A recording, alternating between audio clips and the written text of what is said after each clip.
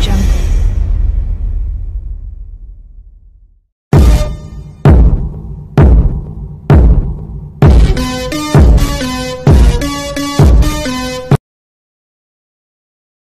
Shalom, soyez tous salués dans le puissant nom de notre Seigneur Jésus. C'est comme je le dis toujours, c'est le nom qui a été donné au-dessus de tout nom. Et il n'y a qu'au nom de Jésus qu'un homme peut être sauvé. Alors ceux qui croient en Jésus sont déjà sauvés parce qu'ils ont cru et ils ont pris leur baptême. Parce que Jésus a dit, celui qui croit en moi doit faire ce que j'ai dit. Alors si vous croyez en Jésus, vous devez faire ce que Jésus a dit. Alors quelles sont les recommandations de Jésus? Il a dit, qu'est-ce qu'il a dit aux apôtres et aux disciples? Allez par tout le monde, faites des nations des disciples. Celui qui croira, ceux qui vont croire, qui vont écouter la parole, qui vont écouter la bonne nouvelle, maintenant qui vont mettre foi et qui vont croire, qui vont dire oui sans avoir vu, mais ayant cru parce que par la parole de qui a été prêchée, alors ceux-là, ils sont sauvés. Maintenant, ils prennent leur baptême pour le sceau, pour le signe de Dieu, pour devenir enfants de Christ, pour devenir chrétiens. Ceux-là, ils obtiennent un salut que Israël, le peuple de Dieu, pas le pays, mais Israël, le peuple de Dieu a reçu et qui est un salut éternel. Alors ils recevront ce salut et ce sera pour la mort jusqu'à la mort. Ça veut dire que même après la mort de la chair, leur âme ne connaîtra pas la mort. Donc ils seront éternels comme Jésus-Christ. En fait, c'est ça le chrétien. Le chrétien, c'est un petit Dieu. Parce que Jésus a dit, n'est-ce pas moi qui ai dit, vous êtes des dieux? Si Jésus dit, nous sommes des dieux, c'est parce que nous avons été créés à l'image de Dieu. Étant créés à l'image de Dieu, nous avons été formés pour être visibles, pour être les chefs de la création de notre Père. Alors, nous qui sommes déjà en Jésus, nous sommes co-héritiers avec lui. Étant co-héritiers avec lui, nous sommes des dieux, nous sommes des petits dieux. Nous sommes les maîtres de la terre.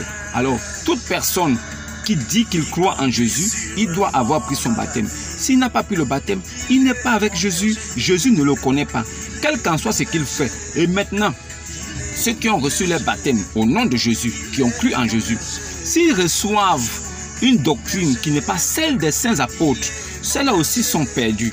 Pourquoi? Parce que la parole de Dieu est comme une nourriture, c'est comme un repas.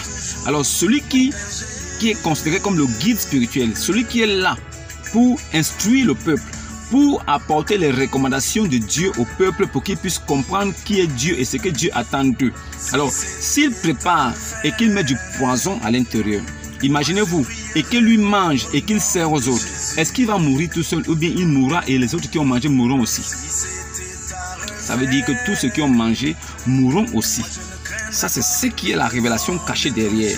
Si un homme fait à manger et qu'il prépare, il met du poison et il partage à tout le monde, lui aussi il en mange, il mourra, mais pas seul. Les autres qui ont mangé aussi mourront. Voilà pourquoi Dieu a dit, Jésus a dit que si un aveugle conduit les aveugles, ils tomberont tous dans le trou. Parce que le conducteur va tomber et ceux qui le suivent aussi tomberont aussi. Donc, faites attention et prenez garde au discours de l'adversaire. Faites attention aux propos et aux versets qui sont prononcés par ceux qui disent qu'ils sont hommes de Dieu. Alors vous devez les reconnaître. Vous devez être capable de reconnaître un authentique serviteur de Dieu par ce qu'il dit, par son fruit. C'est par son fruit que vous devez savoir si vraiment lui, il est envoyé de Dieu. Celui qui vient de Dieu, dit les choses de Dieu, fait les choses de Dieu et garde le livre saint de Dieu pas loin de sa bouche. Cela ne s'éloigne pas. Alors il dit des choses qui sont écrites. Parce que quand il prospère, quand il profère des choses, vous devez être capable de lui poser la question, c'est écrit où? Alors s'il vous montre la référence, alors à partir de là, dites Amen. Parce que celui qui vient de Dieu ne peut que dire les paroles de Dieu. Alors ne faites pas comme certaines personnes qui disent que Jésus a envoyé quelqu'un après lui. Mais si Jésus a envoyé quelqu'un après lui, pourquoi cette personne vient contredire tout ce que Jésus a dit avant? Tous les prophètes qui ont succédé avant Jésus ont dit la même chose. Jésus est venu, il a dit la même chose, sauf qu'il a parfait l'écriture. Ça veut dire qu'il est venu parfaire la loi. Et en même temps aussi, il est venu apporter un don gratuit qui est la grâce. Maintenant, s'il envoie quelqu'un d'autre après lui, alors qu'il dit qu'il a tout accompli, il dit qu'il est le premier et le dernier. Mais si Jésus dit qu'il est le premier et le dernier, qui peut venir encore après le dernier? Jésus était au commencement, il était la parole. C'est cette parole qu'il a donnée à ses prophètes. Ces prophètes ont annoncé la parole de Dieu aux hommes. À travers leur bouche, Dieu parlait aux hommes. Dieu s'est manifesté parce qu'il parlait aussi ouvertement aux hommes. Alors, il était le premier. Parce que c'est lui qui a créé toutes choses et c'est lui qui a parlé au premier prophète, c'est lui qui a parlé à Noé. Maintenant, après, Dieu est venu après, comme un homme. Il n'avait ni éclat ni beauté pour attirer les regards. Il s'est fait semblable à un serviteur, étant égal lui-même à Dieu, mais il n'a pas regardé cela. Alors il s'est comporté comme un serviteur. Il a servi les hommes, mais il est venu accomplir ce qui avait été dit de lui par les prophètes et les psaumes. Alors il est venu et les miracles ont accompagné sa venue. Un fils vous est né, on l'appellera Père éternel. On l'appellera comment? Admirable, conseiller, Dieu tout-puissant. C'était Jésus. Alors Jésus est venu avec cette plénitude de la divinité. Il s'est manifesté comme un homme. Il est mort, il a porté tous les péchés, il est parti avec. Alors il est le dernier. Jésus dit il est le premier, il est le dernier. Donc après Jésus, il n'y a pas un autre prophète qui va venir dire qu'il est venu de la part de Jésus. Non. Jésus enverra des prophètes, des personnes qui viendront parler de sa part. Parce que lui ayant tout accompli, il n'y a pas une autre doctrine qui peut venir après la doctrine de Christ. C'est la dernière doctrine que nous devons suivre. Alors si quelqu'un vient après, il dit qu'il est venu de la part de Jésus, annoncer une autre doctrine. Alors nous nous posons la question, entre Jésus et lui, qui ment? Qui est le menteur entre Jésus et celui qui vient dire qu'il annonce une autre évangile que ce que nous avons appris de Jésus? Qui est le menteur? Jésus ou l'autre qui est venu après? Bref, ce n'est pas le débat aujourd'hui. Shalom, shalom, bien-aimés en Jésus. Je sais que vous êtes nombreux à me suivre.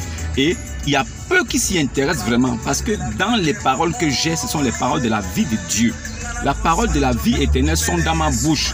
Il m'a suscité du milieu des nations, des païens, pour venir vous annoncer une bonne nouvelle. La bonne nouvelle du royaume de Dieu qui n'est pas de ce monde. Alors, les choses de Dieu se passent en esprit et en vérité. Il n'est pas question d'avoir de l'apparence ou de paraître ou de dire des choses qui ne sont pas écrites. Alors le plus important pour un chrétien véritable est de manifester la justice de Dieu, d'avoir la compassion et la miséricorde dans sa vie et dans ses actes. Celui qui vient de Dieu exerce la compassion et la miséricorde. Alors celui qui vient de Dieu exerce la justice de Dieu. Alors celui qui vient de Dieu, il est le juste juge de ceux qui ne sont pas conformes à la doctrine. Alors il condamne. Il fait quoi? Il pointe du doigt, il condamne et il exhorte à revenir à la vraie doctrine. Et il montre le chemin. Ce que je fais, je dénonce et je montre en même temps aussi le chemin. Pour que ceux qui sont égarés puissent revenir à Christ. Voilà pourquoi je vous montre le chemin et je vous dis ce que vous faites n'est pas de Dieu, ce que vous faites n'est pas de Dieu, tout en vous exhortant à revenir à la lumière. Jésus a dit il est la lumière. Marchez pendant que la lumière est encore là. Parce qu'il savait que quand la lumière va s'éteindre, alors viendront les ténèbres. Les ténèbres là, il marche mais il ne sait pas où il va et il ne sait pas où il entraîne le peuple de Dieu. Voilà pourquoi celui qui est venu après, il a dit, je ne sais même pas, je ne suis pas une innovation en matière de prophète. Je ne sais même pas ce que l'homme fera de moi, ni de vous qui me suivez. Un prophète de Dieu authentique qui vient, qui ne sait pas ce que l'on fera de lui, c'est un gros problème qui est là, c'est un souci. Alors, pour ce que vous vous ravisez et que vous sachiez que ce gars n'était pas dans la vérité, s'il dit qu'il ne sait pas ce que l'on fera de lui, alors que c'est Dieu qui est venu le parler, il y a un problème. Bref, je ne rentre pas dans les détails aujourd'hui parce que ce n'est pas le but de cette vidéo. Aujourd'hui, je parlerai seulement de vous montrer. Je vais vous montrer en quelques lignes où il y a un problème. Vous-même, vous allez découvrir le problème qui se trouve. Vous allez vous-même analyser par votre pensée, par votre réflexion personnelle. Vous saurez réellement si ce gars est de Dieu ou pas.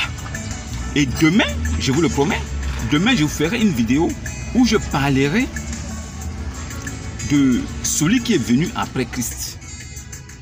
Voilà, je parlerai de celui qui est venu après Christ, ce qu'il a fait, ce qu'il a dit.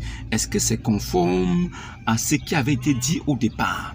Bref, aujourd'hui, commençons déjà par quelque chose. Alors, j'ai bien fait de tout noter parce que, sachant très bien que l'oubli est humain, que je pouvais oublier, alors j'ai bien fait de noter certaines parties parce que il était important pour moi de vous révéler ces choses aujourd'hui. C'est une vidéo très importante, donc n'oubliez pas de liker, de partager aussi à vos frères qui cherchent la vérité. Parce que le plus important dans la vie est de chercher la vérité. Et la vérité de Dieu. Alors, je voudrais vous informer aujourd'hui que la plupart des musulmans qui prient, ils prient Mohammed. Est-ce que vous le saviez? Est-ce que vous savez que la plupart des musulmans aujourd'hui, des musulmans qui prient, ils prient Mohammed. Ils ne prient pas Allah. Eux-mêmes, inconsciemment, ils associent Mohammed à Allah. Ils associent Allah à Mohammed de façon inconsciente sans le savoir. Parce qu'ils adressent des prières directement à Muhammad. Qu'est-ce qu'ils disent? Oh Muhammad, que la paix soit sur toi.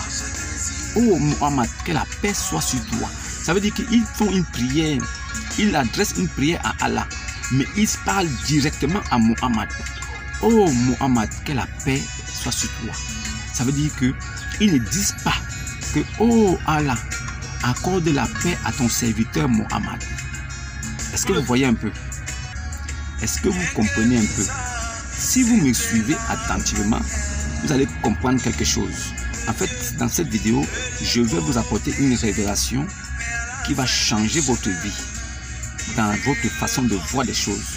Vous allez comprendre quelque chose et s'il faille que je fasse 2 vidéos pour pouvoir bien vous expliquer cela, je le ferai. Mais vraiment, vous qui allez regarder cette vidéo, likez et demandez à ce que je continue pour vous apporter plus de lumière à ce sujet. Maintenant, je vous dis, est-ce que vous savez que quand les musulmans, quand ils prient, ils s'adressent directement à Muhammad. Ils ne s'adressent pas à Allah. Ils disent, oh Muhammad, que la paix soit sur toi. Ça veut dire qu'ils disent que la paix soit sur un homme qui n'est pas vivant, un homme qui n'a pas été ressuscité par Allah. Allah a ressuscité une seule personne. Allah a élevé au ciel seulement Issa. Mais quand les musulmans prient, ils disent, oh Muhammad, que la paix soit sur toi. Comment la paix peut être sur un homme? Vous-même, imaginez-vous un peu, un homme qui est mort et qui n'est pas ressuscité, qui n'est pas vivant. Vous dites que la paix soit sur lui, mais adressez-vous directement à Allah en disant, Allah, accorde la paix à notre prophète Muhammad. En ce moment-là, nous savons que la prière est adressée à Allah pour qu'il vous exauce et qu'il accorde la paix à votre prophète, à son prophète qu'il a envoyé vers vous. Là encore, c'est une exhortation qui est claire, c'est une prière qui est normale. Mais vous, les musulmans, vous dites directement, oh Muhammad, que la paix soit sur toi. Cela signifie que vous vous adressez directement à Muhammad. Et en ce moment, Muhammad est comme un Dieu devant vous. Vous l'associez à Allah. Ça, vous ne le saviez pas. Je tiens à le souligner pour que vous le compreniez. Ça, c'est de 1. De 2, Muhammad lui-même, il a exhorté, il a dit à ses partisans, à ses fidèles, aux gens qui le suivaient, de le prier aussi. Muhammad lui-même, il demande à ses califes et aux gens qui étaient avec lui en ce temps de le prier. Donc, comme s'il était le médiateur aussi entre Dieu et les hommes. En fait, il s'est pris comme un médiateur entre Dieu et les hommes, comme un divin. Il dit quoi? Si vous allez regarder le Saïd al-Bukhari 831, allez-y lire Saïd al-Bukhari 831. Je vous demande, allez-y lire Saïd al-Bukhari 831. Vous allez voir que lui-même, il a dit à ses fidèles de le prier. Qu'est-ce que rapporte le Saïd al-Bukhari numéro 831? À chaque fois que nous prions derrière le prophète, nous avons l'habitude de dire, à chaque fois que nous prions derrière le prophète, nous avions l'habitude de dire et de réciter en nous enseignant que la paix soit sur,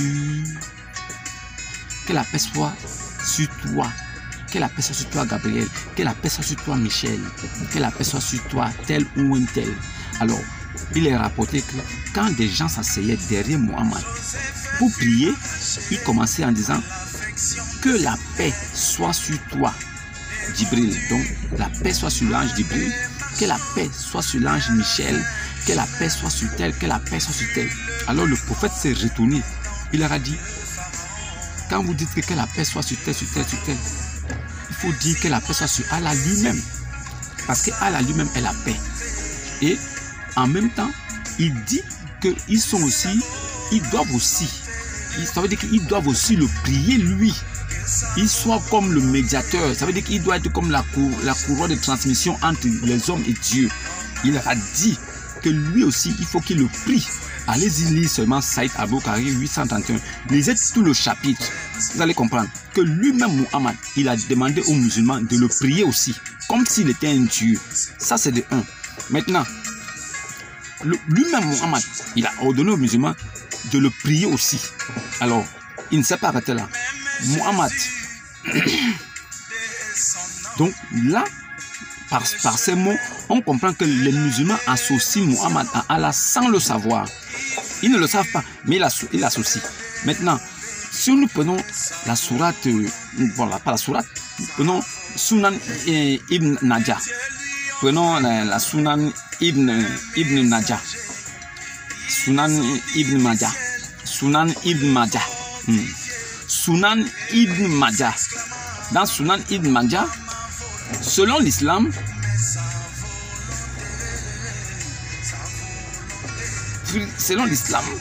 Muhammad lui-même, il s'est pris égal à Dieu.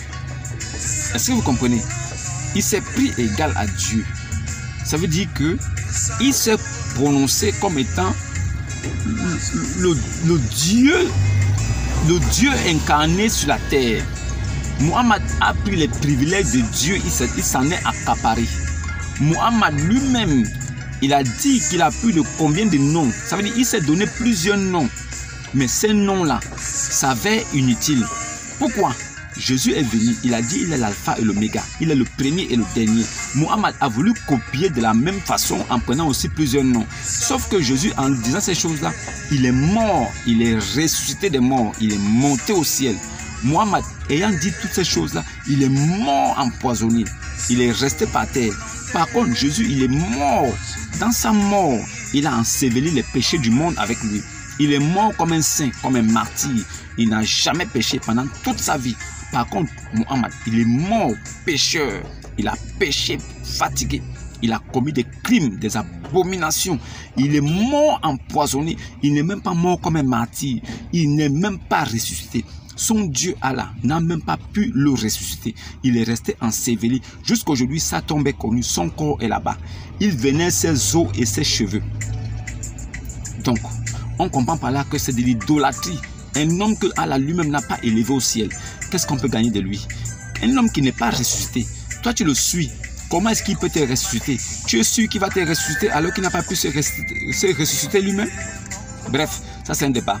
C'est un départ vers l'avant. Moi, je préfère m'arrêter là et vous dire encore quelque chose. Toutes les populations et tous les prophètes, toutes les populations du monde et tous les prophètes du monde qui sont venus avant Mohammed étaient des juifs. Est-ce que vous le saviez? Est-ce que vous savez que tous les prophètes de Dieu qui sont venus sur la terre étaient juifs? Vous le savez? Bon, si vous le savez, posez-vous la question, pourquoi il n'y a que Muhammad qui est le seul prophète arabe? Et quand les musulmans prononcent les noms des prophètes juifs, ils ont changé les noms et ils ont mis ces noms en arabe. Noé est devenu, je crois que c'est Noah ou quoi. Moïse est devenu Moussa. Et Abraham est devenu Ibrahim. Donc ça dit qu'ils ont pris les noms des juifs et ils le prononcent en arabe en faisant croire au monde que ce sont des juifs arabes. En fait, ils veulent faire croire au monde que ces prophètes de Dieu là, authentiques là, étaient arabes. Si nous prenons la prononciation de ces noms en juif et en hébreu, nous comprenons qu'il s'agit de Moses, Moïse, Noé, Abraham, Salomon, Jésus. Et aucun d'eux n'était arabe et aucun d'eux n'a vécu en Arabie Saoudite. Alors, d'où sortent les prononciations de ces noms des prophètes en arabe? L'islam a pris tous ces noms, ils ont donné les noms arabes et quand ils les prononcent, vous avez l'impression que ce sont des arabes. Aucun prophète de la Bible n'était arabe. Je dis bien de Noé jusqu'à Jésus. Aucun n'était arabe. Jésus lui-même, il est né à Bethléem, dans une bergerie. Pendant que le Issa du Coran, lui, il est né en Arabie Saoudite, sous un palmier dattier au désert. Est-ce que nous parlons du même livre? Est-ce que nous parlons de la même foi? Est-ce que nous avons le même Dieu? Non, je pense et je le crois fermement que nous n'avons pas le même Dieu. Nous n'appartenons pas au même Dieu. Nous qui sommes des nations païennes, qui avons cru et qui sommes devenus Israël, qui sont devenus des brebis, qui étaient des brebis égarées, qui avons cru à la parole de Dieu. Nous avons épousé les Juifs. Nous sommes devenus Israël aussi, par adoption. Nous ne sommes pas devenus Arabes par adoption.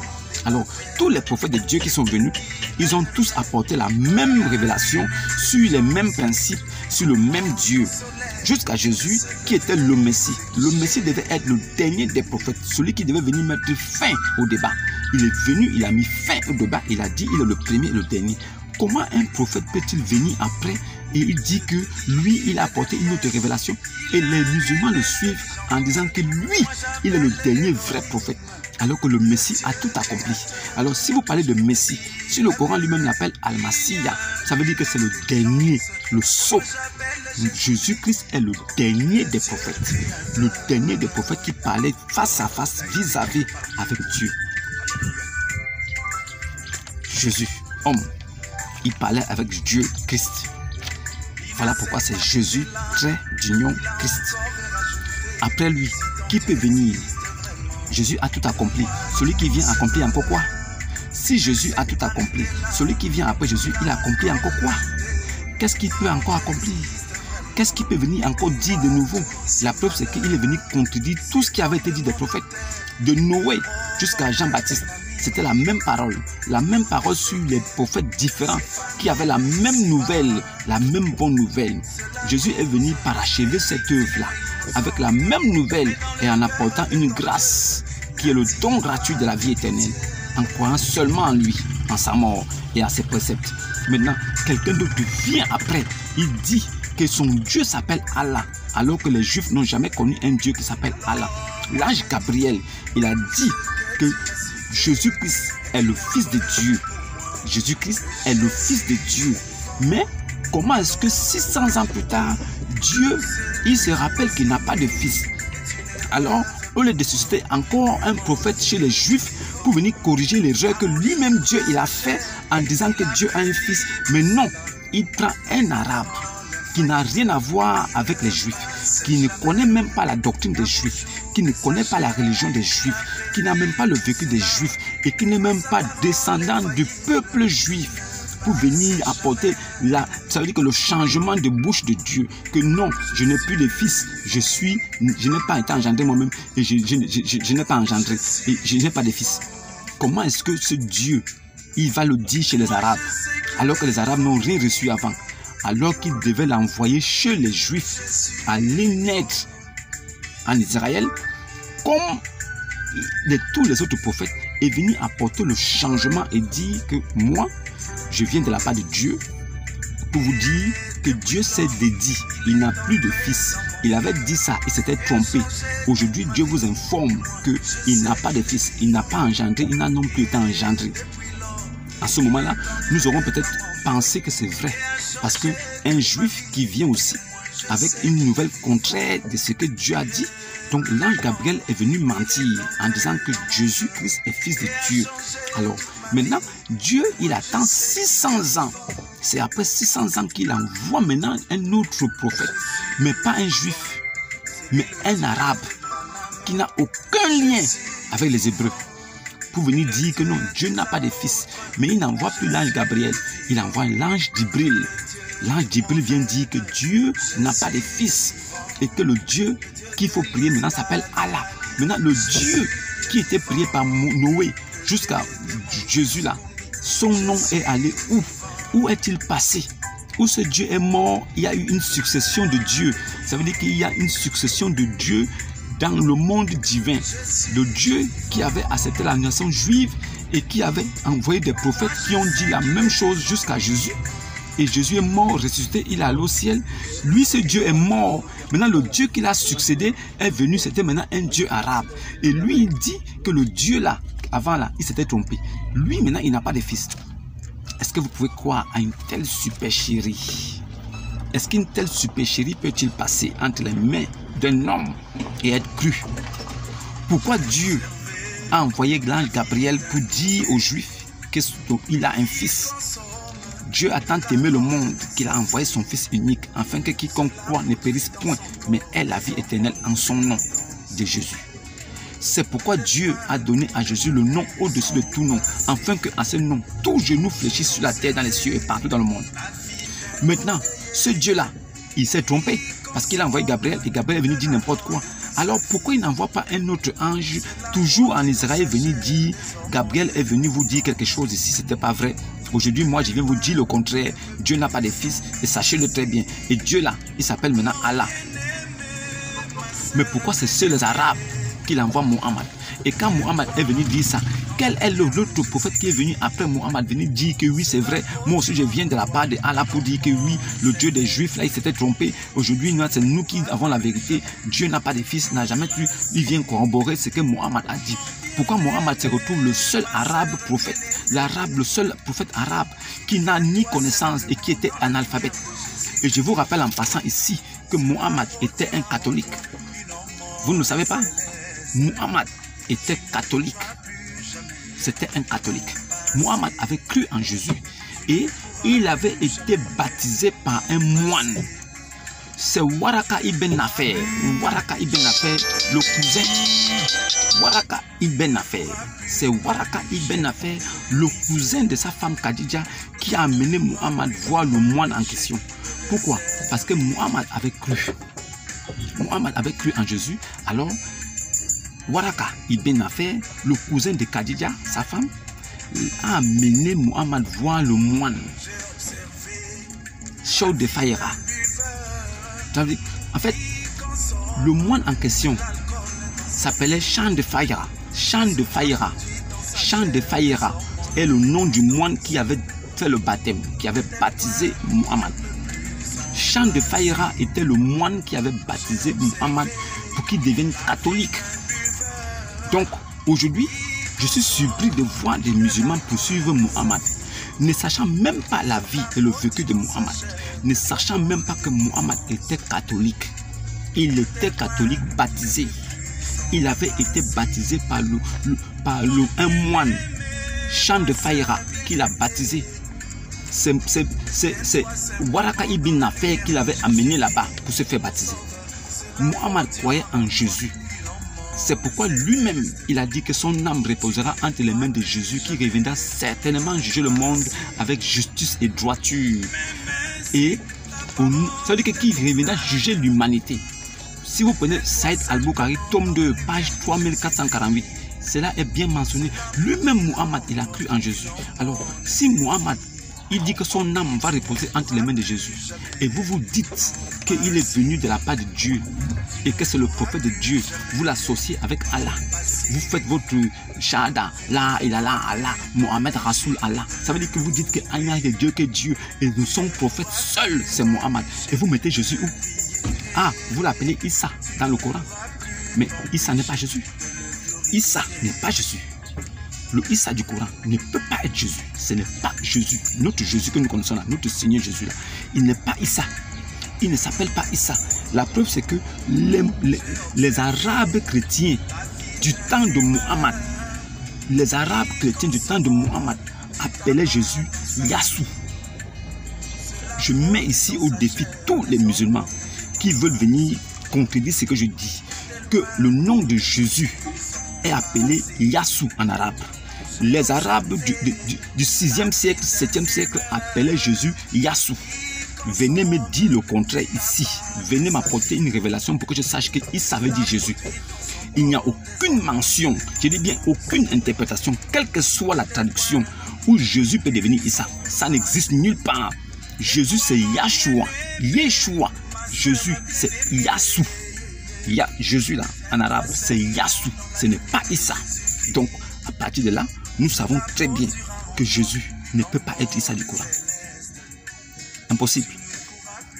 Voilà. Même par leur naissance, il y a un problème. Jésus est né à Bethléem, dans une bergerie, parce qu'il n'y avait pas de place à l'hôtellerie. Par contre, Issa du Coran, il est né sous un palmier dattier, en Arabie Saoudite, au désert. Comment ça peut être la même personne? Ça ne peut pas être la même personne. Voilà pourquoi je dis, il y a de la ruse et de la supercherie dans le Coran. Mais, si on se réfère seulement à la Bible, on comprend aisément. Mohammed, il n'est pas juif, il n'est pas descendant d'Ismaël. Il n'y a pas de descendance d'Ismaël qui a donné Mohammed. Mohammed n'est pas descendant des Juifs. Il n'est pas descendant d'Ismaël. Comment il peut être donc sur l'alliance? Comment il peut être dans l'alliance qui concerne Abraham, Isaac et Jacob? Il n'est pas aussi de l'alliance d'Abraham, Isaac et Jacob. Même d'Ismaël, il ne descend pas. D'où il sort? Pourquoi les musulmans veulent le coller à Ismaël alors que ce n'est pas le cas? Je défie encore tous les musulmans. Apportez-moi la généalogie de Mohammed qui montre qu'il est descendant d'Ismaël. Apportez-moi ça ici. Ça n'existe nulle part. Il n'y a pas de descendance de généalogie où Mohammed est petit-fils, arrière-petit-fils d'Ismaël. Ça n'existe pas. Tout ça, ce sont des fabrications de l'islam. Ils nous ont fait croire ça pendant longtemps. Ça a marché. Mais aujourd'hui, la vérité est parvenue. Et nous pouvons maintenant repousser les ténèbres. Mohammed n'est pas descendant d'Ismaël. Jésus de la Bible n'est pas Issa du Coran. Jésus signifie Yeshua ou bien Yassou. Les Arabes chrétiens du 6e et 7e siècle, ils appelaient Jésus Yassou. Yassou. D'où vient Issa? Vous ne comprenez pas quoi? Vous ne comprenez pas quoi? Comment Dieu envoie l'ange Gabriel pour dire que j'ai un fils? Dieu a tant aimé le monde qu'il a donné son fils unique. 600 ans, 700 ans plus tard. Donc le même Dieu, il envoie maintenant un ange. Ce n'est plus Gabriel, c'est Djibril. Pour venir dire que Dieu n'a pas de fils, il n'a jamais engendré. C'est quel Dieu ça? C'est quel Dieu? Lui-même, Mohammed, il a cru en Jésus. Il a pris son baptême catholique. Mohammed est catholique. C'est un moine, Chant de Faïra, qui a baptisé Mohammed. Aujourd'hui, vous le suivez. Vous ne connaissez même pas la vie de Mohammed. Ce qu'il a fait, ce qu'il a vécu. Celui qui a appris l'évangile à Mohammed, c'était Waraka ibn Nafir. C'est alors. Que pouvons-nous dire? Que pouvons-nous dire maintenant en ce qui concerne Mohammed? Que pouvons-nous dire en ce qui concerne Jésus? Entre la Bible et le Coran, qui est le livre vraiment révélé de Dieu? Quel est le livre qui parle réellement de la parole de Dieu? Si nous prenons le Coran et nous le lisons attentivement, est-ce que nous pouvons voir et apercevoir et entrevoir Dieu dans sa parole? Est-ce qu'un démon peut-il devenir enfant de Dieu? Est-ce qu'un démon peut-il hériter du paradis? Est-ce qu'un démon peut-il aller dans les cieux, dans les lieux célestes? Est-ce qu'un démon a été créé pour aller au paradis? Est-ce qu'un démon peut-il quitter de sa place de démon, se convertir et devenir fils de Dieu? C'est impossible. Selon Jésus, cela est impossible. Mais selon l'islam, des démons peuvent devenir des musulmans. Selon l'islam, des démons peuvent devenir des musulmans. Mais selon la Bible, des démons ont été créés pour le jour du malheur et pour l'enfer. C'est qui dit la vérité? Selon Jésus, à la résurrection, nous serons asexués comme des anges, sans sexe. Et aucun homme ne prendra de femme au paradis. Aucune femme ne prendra de mari aussi. Selon Mohammed, à la résurrection des musulmans, chacun d'eux qui héritera du paradis aura 72 vierges avec qui il pourra coucher. Maintenant, entre Jésus et Mohammed qui dit la vérité, est-ce que nous n'aurons pas de sexe et que nous serons asexués au paradis? Ou bien nous aurons des sexes pour coucher avec 72 vierges selon Mohammed? Qui dit la vérité entre Jésus et Mohammed? Posez-vous ces questions.